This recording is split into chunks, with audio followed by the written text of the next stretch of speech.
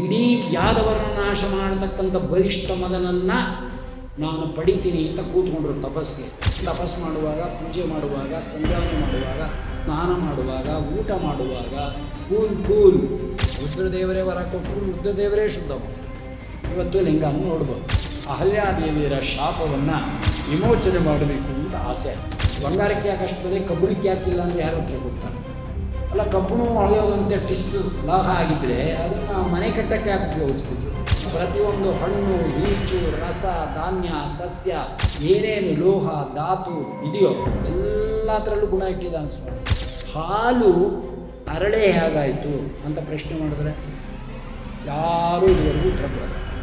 ಪ್ರತಿ ಕಾಳನ್ನು ನೀವು ನೋಡಿದ್ರೆ ಬೂದ್ಗಾಜ್ ಹಾಕ್ಕೊಂಡು ಒಳಗಡೆ ಇರ್ತಕ್ಕಂಥ ರಸ ಹೇಗೆ ಹೋಯಿತು ಅನ್ನೋ ಆಶ್ಚರ್ಯ ಇವತ್ತು ನಂಗೆ ಹೋಗಿಲ್ಲ. ನಾ ಸತ್ತಾಗೆ ಅಂತ ವ್ಯವಹಾರದಲ್ಲಿ ಮಾತಾಡ್ಕೊತಾ ಇದ್ದೆ. 10 ಲಕ್ಷ ಎಲ್ಲೋ ಇಟ್ಟಿದ್ದ ಸೊಸೈಟೀಲಿ, ಗಂಡನ ಕಾಣದೆ ಇಟ್ಟಿದ್ಲು. ಆ ಸೊಸೈಟಿ ಪಾಪರ್ ಚೀಟಿ ಆಗೋಯ್ತು. ಗಂಡಂಗೆ ಹೇಳೋಂಗಿಲ್ಲ, ಏನಿಲ್ಲ, ಏನು ಮಾಡಿದ್ರು ನಾ ಸತ್ತೆ ಏನು ಸತ್ತಿ ಇದ್ದರೆ 10 ಲಕ್ಷ ಹೋಯ್ತು ಅಂತ ಅರ್ಥ. ಅದು ಹೇಳೋ ತನಕ ನಾ ಸತ್ತೆ ಅಂತ ಅಂದರೆ ಪ್ರಾಣದಂತೆ 10 ಲಕ್ಷ ಆಯಿತು, ಯಾರಿಗೂ ಹೇಳಿದೆ ಒಳಗೆ ಹೊಟ್ಟೋಯ್ತು ಅಂದಾಗ ಎಷ್ಟು ಸಂಕಟ ಆಗುತ್ತೆ. ಇಂಥ ಒಂದು ಪ್ರಾಣ ಸಂಕಟದ ಮೃತ್ಯು ಹೆಜ್ಜೆಗಿರ್ತಕ್ಕಂಥದ್ದಾಗುತ್ತೆ. ಮೃತ್ಯು ಹೆಡತಲೆಯಲ್ಲಿ ನಗುತ್ತಿರ್ಪುದರಿ ಅಂತಾರೆ ದಾಸರಾಯರು. ಹಾಗೆ ಇಲ್ಲಿ ಹೇಳ್ತಕ್ಕಂಥ ಕಾಲದಲ್ಲಿ ಇಂಥ ದುಃಖಕ್ಕೆ ಗುರಿಯಾದದ್ದನ್ನು ವಸಿಷ್ಠರು ಉಪದೇಶದಿಂದ ದುಃಖವನ್ನು ಬಿಡಿಸ್ಕೋಬಹುದು ಎಂಬತಕ್ಕಂಥದ್ದು ಹೇಳ್ತಾರೆ. ಇದು ಪುರೋಹಿತರಾದ ಮಾತ್ರ ಬಿಡಿಸೋದಲ್ಲ, ಪುರೋಹಿತರು ದ್ವೇಷ ಮಾಡ್ತಾರೆ. ಗರ್ಗಾಚಾರ್ಯರು ನೋಡಿ, ಈಗ ಗೋಮೂತ್ರಿ ಗರ್ಗಾಚಾರ್ಯರು ಕೃಷ್ಣನ ಮನೆ ಪುರೋಹಿತರು. ಒಬ್ಬ ಯಾದವ ಹೆಣ್ಣು ಕೊಟ್ಟಿದ್ದ ಗರ್ಗಾಚಾರ್ಯರಿಗೆ, ಮಕ್ಕಳಿಲ್ಲ ತುಂಬ ದಿನ. ಬಾ ಮೈದ ಒಂದಿನ ಹಾಸ್ಯ ಮಾಡ್ದ ಬಾವಂಗೆ, ನೀನೇನು ಗಂಡ್ಸು ಹೌದು ಅಲ್ವೋ ಅಂತ ಕೋಪ. ಇಡೀ ಯಾದವರನ್ನ ನಾಶ ಮಾಡತಕ್ಕಂಥ ಬಲಿಷ್ಠ ಮಗನನ್ನು ನಾನು ಪಡಿತೀನಿ ಅಂತ ಕೂತ್ಕೊಂಡ್ರು ತಪಸ್ಸಿಗೆ. ಗೊತ್ತಾಯ್ತಾ? 1000 ವರ್ಷ ತಪಸ್ಸು ಮಾಡಿದರು. ವರ ಬಂತು ರುದ್ರದೇವರಿಂದ. ಏನು ಅಂದರು? ಇಲ್ಲ, ಪಡಿತಕ್ಕಂಥ ಮಗ ಹುಡ್ತಾನೆ, ಆದರೆ ನೀನು ದ್ವೇಷದಿಂದ ದ್ವೇಷಕ್ಕೆ ಕೂತಿದ್ಯಾ, ಅದರಿಂದ ತಪಸ್ಸಿಗೆ ಅದು ದ್ವೇಷದಲ್ಲೇ ಪರಿಸನ ಆಗುತ್ತೆ ಅಂತ. ಅಂದರೆ ಉದ್ದೇಶ, ತಪಸ್ಸಿನ ಉದ್ದೇಶ ಸ್ಥಿತಿ. ಅದಕ್ಕೆ ತಪಸ್ಸು ಮಾಡುವಾಗ, ಪೂಜೆ ಮಾಡುವಾಗ, ಸಂಧ್ಯಾವನೆ ಮಾಡುವಾಗ, ಸ್ನಾನ ಮಾಡುವಾಗ, ಊಟ ಮಾಡುವಾಗ ಕೂಲ್ ಶಾಂತವಾಗಿರಬೇಕು. ಯಾವುದಾದ್ರೂ ಲೋಕವಾರ್ತೆಗೆ ಸಿಕ್ಕಾಕೊಂಡು ನಮ್ಮ ಮನಸ್ಸನ್ನು ಕ್ರೋಧಾದಿ ರಾಗಾದಿಗಳಿಗೆ ಮಾಡಿಕೊಂಡಾಗ ತುತ್ತು ತಿಂತೀವಲ್ಲ, ಅದರಂತೆ ಜ್ಞಾನ ಬರುತ್ತೆ. ಅದಕ್ಕೆ 5 ಕಾಲಗಳಲ್ಲಿ ಮೌನ ವಹಿಸು ಅಂತ ಶಾಸ್ತ್ರದಲ್ಲಿ ಹೇಳ್ತಕ್ಕಂಥವರಾಗಿದ್ದಾರೆ. ಗರ್ಗಾಚಾರ ತಪಸ್ಸು ಮಾಡಿದರು, ಅದೇ ದ್ವೇಷ.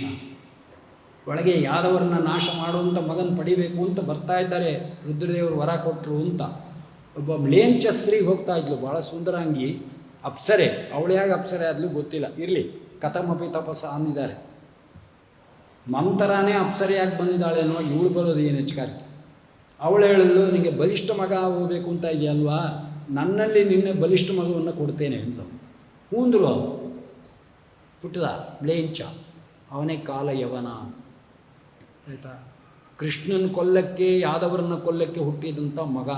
ಕೃಷ್ಣ ಹೇಳ್ದ, ನನ್ನ ಮನೆ ಗುರುವಾಗಿ ನನ್ನ ಮನೆ ಅನ್ನ ತಿಂದು ಯಾದವರ ಮನೆ ಅನ್ನ ತಿಂದು ನಮ್ಮ ನಾಶಕ್ಕೇ ಹೊರಟಿ, ಆದರೂ ನೀ ಬ್ರಾಹ್ಮಣ, ನಿನ್ನ ಮಾತನ್ನು ನಡೆಸ್ತೀನಿ ಅಂತ. ಕಾಲಯವನ್ನ ಮುಚುಕುಂದನಿಂದ ನಿದ್ದೆಯಲ್ಲಿ ಮಲಗಿರೋನು ಒದ್ದ, ಸುಟ್ಟು ಭಸ್ಮ ಆದ. ಆಯಿತಾ? ಯಾಕೆ ನಿಮ್ಗೆ ಹೇಳಿದೆ ಅಂದರೆ ತಕ್ಷಣದಲ್ಲಿ ಅಜ್ಞಾನ ಹಿಡಿದೋಯ್ತು ಗರ್ಗಾಚಾರ್ಯ. ಸ್ವಾಮೀಂದ್ರು ಏನು ಮಾಡ್ತೀವೋ, ಅನ್ನ ದ್ವೇಷ ಅಷ್ಟೇ, ಹೋಗೋ ತಪಸ್ಸು ಮಾಡೋ ತಿರ್ಗ ಅಂದರು. ತಿರ್ಗ 10,000 ವರ್ಷ ತಪಸ್ಸು ಮಾಡಿದರು. ಅದೇ ಗರ್ಗೇಶ್ವರಿ. ಏನಿವತ್ತು ಸೋಸ್ಲೆಗೆ ಹೋಗುವ, ಟಿ ನರಸೀಪುರಕ್ಕೆ ಹೋಗುವ, ಮೈಸೂರು ಟು ಟಿ ನರಸೀಪುರ ಮಧ್ಯ ಗರ್ಗೇಶ್ವರಿ ಅಂತ, ಗರ್ಗೇಶ್ವರ ಅಂತ ಇಷ್ಟತ್ರ ಇದೆ ಲಿಂಗ. ಟಿ ಆ್ಯಂಡ್ ಶೇಷನ್ ಮನೆ ದೇವರು. ತಮಿಳ್ನಾಡಿನವರು, ತೆಲುಗಿನವರು ಮತ್ತು ಕೇರಳದವರೆಲ್ಲ ಬರ್ತಾರೆ. ಗೊತ್ತಾಯ್ತಾ? ದೊಡ್ಡ ಅಗ್ರಹಾರ ಆ ಕಾಲಕ್ಕೆ, ಸ್ವಯಂ ವ್ಯಕ್ತ ಸ್ಥಳ.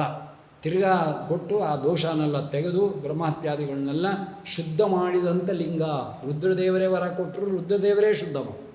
ಇವತ್ತು ಲಿಂಗನ ನೋಡ್ಬೋದು. ಯಾಕೆ ಈ ಕಥೆಗಳನ್ನ ಗೋಮೂತ್ರಿ ಲಕ್ಷಣದಲ್ಲಿ ಹೇಳ್ತೀವಿ ಅಂದರೆ, ಒಂದು ವಿಷಯವನ್ನು ಪ್ರತಿಪಾದನೆ ಮಾಡೋಕ್ಕೆ ಮತ್ತೊಂದು ವಿಷಯ ತಗೊಂಡು, ಇಲ್ಲಿ ಗುರು ಹೀಗೆ, ಅಲ್ಲಿ ಗುರು ಹಾಗೆ. ಆದರೆ ಇಬ್ಬರೂ ಗುರುಗಳೇ. ಗುರು ನಿಂದನೆ, ಗುರುರಾಜ್ಞಾನಲಂಘಿ ಮಾಡಬಾರ್ದು. ಹಾಗಾದ್ರೆ ಏನು ಮಾಡಬೇಕು? ಗುರುಕ್ತಮಪಿ ನಗ್ರಾಹ್ಯಂ ಯದನರ್ಥೆ ಅರ್ಥಕಲ್ಪನಂ. ಶ್ರೀ ಪ್ರಹ್ಲಾದರಾಜರು ಹೇಳ್ದಂಗೆ ನಡಿಬೇಕು. ಅದರಂತೆ ಇಲ್ಲಿ ಹೇಳ್ತಾ ಇದ್ದಾರೆ. ಲೋಕದಲ್ಲಿ ಕೀರ್ತಿ ಬಂತು. ರಾಮ ಇಷ್ಟು ಸಣ್ಣ ವಯಸ್ಸು ಸ್ವಭಾವವನ್ನು ಕೊಂದ, ತಾಟಕಿಯನ್ನು ಕೊಂದ, ಮಾರೀಚನ ಒಂದೇ ಬಾಣದಿಂದ ಆಚೆಗೆ ಹಾಕ್ದ, ಯಜ್ಞವನ್ನು ರಕ್ಷಣೆ ಮಾಡ್ದ. ಯಜ್ಞದ ಪೂರ್ಣಾವತಿಯ ಕಾಲದಲ್ಲಿ ಅಲ್ಲಿರ್ತಕ್ಕಂಥ ಸಾಮಾನ್ಯ ಜನಗಳು ಕೂಡ ರಾಮನನ್ನು ನೋಡಿ ಅದು ಎಷ್ಟು ಸಂತೋಷಪಟ್ಟರು ಅಂದರೆ ಅದಿಷ್ಟು ದಶರಥನ ಕ್ರೆಡಿಟ್ ಕಳಿಸ್ಕೊಟ್ರು. ವಿಶ್ವಾಮಿತ್ರರು ಕರ್ಕೊಂಬಂದು ಹೇಳಬೇಕು ಅಂತ ಬರ್ತಾರೆ. ಅಷ್ಟೊತ್ತಿಗೆ ಎಲ್ಲ ಕಡೆ ಪಾಂಪ್ಲೆಟ್ ಬಂದಿತ್ತು, ಏನು ಸೀತಾ ಸ್ವಯಂವರ ಅಂತ. ಗೊತ್ತಾಯ್ತಾ? ಸೀತಾದೇವಿಯ ಸ್ವಯಂವರ. ಏನು ಸ್ವಯಂವರ? ಶಿವನ ಧನಸ್ಸಿಗೆ ಹೆರೇರಿಸ್ತಕ್ಕಂಥದ್ದು ಮಿಥಿಲಾನಗರದಕ್ಕೂ ಈ ಸಿದ್ಧಗಿರಿಯ ನಗರಕ್ಕೂ ಹೊರಡೋ ಮಧ್ಯ ಗೌತಮರ ಆಶ್ರಮ. ಆ ಅಲ್ಲಿ ರಾಮನ್ನ ಕರ್ಕೊಂಡ್ಬರ್ತಾ ಇದ್ದಾರೆ ವಿಶ್ವಾಮಿತ್ರರು. ಅಹಲ್ಯಾದೇವಿಯರ ಶಾಪವನ್ನು ವಿಮೋಚನೆ ಮಾಡಬೇಕು ಅಂತ ಆಸೆ ಆಯಿತು. 3 ಜನಕ್ಕೆ ಆಸೆ. ದೇವರಿಗೂ ಆಸೆ ಬಂದಿರೋದು, ಕರ್ಕೊಂಬಂದಿರೋ ವಿಶ್ವಾಮಿತ್ರರಿಗೂ ಆಸೆ. ಈ ಗಂಡ ಹೆಂಡರಲ್ಲಿ ಹುಟ್ಟಿರ್ತಕ್ಕಂಥ ಶತಾನಂದ ಅಂತ ರಾಮದೇವರಿಂದ ಹೆಸರಿಟ್ಟಲ್ಪಟ್ಟ ವಾಮದೇವ ಅಂತ ಅವನ ಹೆಸರು. ಅಹಲ್ಯಾದೇವಿಯರ ಮಗ, ತನ್ನ ತಾಯಿ ಶಿಲೆಯಾಗಿದ್ದಾಳೆ ಅಂದ್ಕೊಂಡು ಆ ಜನ್ಮ ನೀಗುವಂಥ, ಆ ಶಾಪ ನೀಗುವಂಥ ಅದಕ್ಕೆ ತಪಸ್ಸು ಮಾಡ್ತಾ ಇದ್ದಾನೆ. ರಾಮ ಮೊದಲು ಆ ವಾಮದೇವನನ್ನು ನೋಡ್ದ. ಸಾಕು ನಿನ್ನ ತಪಸ್ಸು, ನಿನ್ನ ತಾಯಿಯನ್ನು ಉದ್ಧಾರ ಮಾಡ್ತೇನೆ, ನೀನು ತಾಯಿ ತಂದೆಯರ ಕಷ್ಟವನ್ನು ಬಿಡಿಸೋಕ್ಕೆ ತಪಸ್ಸು ಮಾಡ್ತಾ ಇದೆಯಾ, ಆದ್ದರಿಂದ ನಿನಗೆ ನನ್ನ ಅನುಗ್ರಹ, ನಿನಗೆ ಶತಾನಂದ ಅಂತ ಹೆಸರಿಡ್ತೇನೆ, ಈಗಲೇ ನಿನ್ನ ಪೂರ್ಣಾನಂದವನ್ನು ಅನುಭವಿಸು, ಜನಕರಾಜನ ಮನೆಯ ಕುಲಗುರುವಾಗು ಅಂತ ರಾಮ ಆಶೀರ್ವಾದ ಮಾಡಿದ. ತಂದೆ ತಾಯಿಯ ಕಷ್ಟವನ್ನು ಬಿಡಿಸುವವನು ಮಗ. ಅದಿಲ್ಲದೆ ಇದ್ದರೆ ಅವದೇ ಕಿತ್ಕೊಂಡು ಸಾಯೋವರೆಗೂ ಎಲ್ಲಿಗೆ ಬರೀತೆ, ಲಾಯರ್ ನೋಟಿಸ್ ಬರುತ್ತೆ, ನಾನೇ ಅಧಿಕಾರಿ, ನೀನು ಬೇರೆ ಇರು ನಾನು ಬೇರೆ ಇರು, ಸತ್ತ ಮೇಲೆ ಆಸ್ತಿ ನಮ್ಮದೇ ಅನ್ನೋ ತಂದೆ ತಾಯಿಗಳು ಇಲ್ವೇ ಇವತ್ತು ಜಗತ್ತು ಅಂತ ಕೇಳಿದ್ರೆ. ಯಾಕೆ ಅಂದರೆ ಯುಗ ಅಂಥದ್ದು, ಅದನ್ನೆಲ್ಲ ಯಾಕೆ ಈಕೆ ಅಂತ ಪ್ರಶ್ನೆ ಮಾಡೋ ಹಂಗೆ ಇಲ್ಲ, ಇದೆ ಅದಕ್ಕೆ ಉತ್ತರ. ಯಾಕೆ ಬಂಗಾರ ಹೊಳೆಯುತ್ತೆ, ಯಾಕೆ ಹೊಳೆಯುತ್ತೆ ಅಂದರೆ ಯಾರು ಉತ್ತರ ಕೊಡ್ತಾರೆ? ಅದು ಹೊಳೆಯೋ ವಸ್ತು ಬೆಳೆಯುತ್ತೆ ಅಷ್ಟೇ. ಅಲ್ಲ, ಕಬ್ಬಿಣಕ್ಕೆ ಯಾಕೆ ಅಷ್ಟು ಬೆಲೆ, ಇದು ಬಂಗಾರಕ್ಕೆ ಯಾಕೆ ಅಷ್ಟು ಬೆಲೆ, ಕಬ್ಬಿಣಕ್ಕೆ ಯಾಕಿಲ್ಲ ಅಂದರೆ ಯಾರು ಉತ್ತರ ಕೊಡ್ತಾರೆ? ಅಲ್ಲ, ಕಬ್ಬಿಣ ಹೊಳೆಯೋದಂತೆ ಟಿಸ್ಸು ಲೋಹ ಆಗಿದ್ದರೆ ಅದನ್ನು ಮನೆ ಕಟ್ಟಕ್ಕೆ ಯಾಕೆ ಉಪಯೋಗಿಸ್ತಿದ್ರು? ಬಂಗಾರದಂಥ ನವರತ್ನದ ಆಭರಣಗಳನ್ನ ರಕ್ಷಣೆ ಮಾಡೋದು ಕಬ್ಬಿಣದ ಟ್ರೆಷರಿನೇ ವಿನಃ ಬಂಗಾರ ಟ್ರೆಷರಿ ಅಲ್ಲ. ರಕ್ಷಕ ಕಬ್ಬಿಣ ಬಂಗಾರಕ್ಕೆ, ಬಂಗಾರ ಕಬ್ಬಿಣಕ್ಕೆ ರಕ್ಷ ಅಲ್ಲ. ಅದರ ರಕ್ಷಣಾತ್ಮಕವಾದ ಗುಣ ಕಬ್ಬಿಣದಲ್ಲಿದೆ, ಅದು ಯಾಕೆ ಇಟ್ಟಾಕ ಹೇಳ್ಬೇಡ. ಹಾಗೆ ಪ್ರತಿಯೊಂದು ಹಣ್ಣು, ಈಚು, ರಸ, ಧಾನ್ಯ, ಸಸ್ಯ, ಏನೇನು ಲೋಹ ಧಾತು ಇದೆಯೋ ಎಲ್ಲ ಥರಲ್ಲೂ ಗುಣ ಇಟ್ಟಿದ್ದಾನೆ ಸ್ವಾಮಿ. ಆ ಗುಣನ ಯಾರೂ ಕೊಡೋಕ್ಕೆ ಸಾಧ್ಯವಿಲ್ಲ. ಆ ಗುಣನ ಕಾಂಬಿನೇಷನ್ ಚೇಂಜ್ ಮಾಡಿ ಉಲ್ಟಾ ಹೊಡಿಸಿ ಅರ್ಥಾಯ್ತಾ, ಕ್ರಾಸ್ ಬೀಡ್ ಮಾಡೋ ಜ್ಞಾನ ನಿಂಗೆ ಕೊಟ್ಟಿದ್ದೇನೆ ವಿನ ಇಷ್ಟಪ್ಪ ಇರೋ ಕಳ್ಳೆಕಾಳು ಇಷ್ಟಪ್ಪ ಆಗುತ್ತೆ, ನೀರಲ್ಲಿ ನಿಂದರೆ ಇಷ್ಟಪ್ಪ ಆಗುತ್ತೆ, ಒಳ್ಳೆ ಕಪ್ಪೆ ಇದ್ದಾಗ ಇರುತ್ತೆ, ಗುಗ್ರಿ ಕೊಟ್ಟರೆ 4 ಕಾಳು ತಿಂದ್ಬಿಟ್ರೆ ಸಾಕು. ಆ ಟ್ರೈನಿಂಗ್ ನಿಂಗೆ ಕೊಟ್ಟಿದ್ದೇನೆ ವಿನ ಮೂಲ ಧಾನ್ಯದ ರೂಪ ಯಾಕಾಗುತ್ತೆ ಅನ್ನೋದು ನಿಮಗಿಲ್ಲ.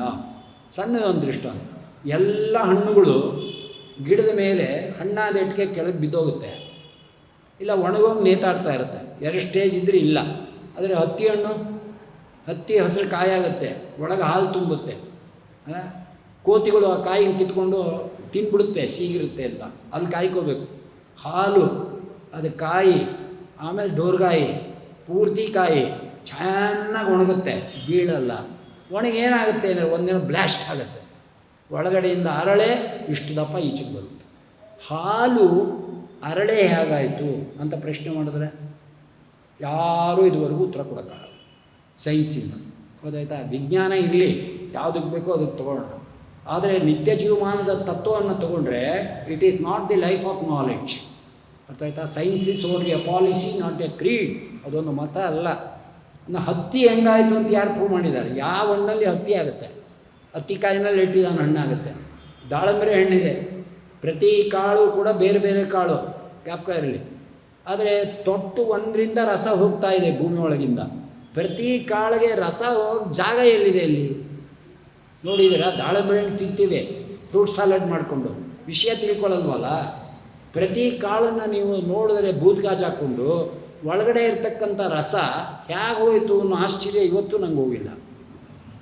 ಪ್ರತಿ ಕಾಳು ಬೇರೆ, ಕಾಳಿನ ಕಾಳಿಗೆ ರಸ ಹೋಗುತ್ತಾ, ಹೆಂಗೆ ರಸ ಹೋಗುತ್ತೆ ಅಂತ ತಲೆ ಕೆಡಿಸ್ಕೊತಾ ಇದ್ದೀನಿ. ಇದುವರೆಗೂ ನಂಗೆ ಉತ್ತರ ಇಲ್ಲ. ಯಾರ್ಯಾರಿದ್ರೆ ಹೇಳಿ, ಒಪ್ಕೋತೆ.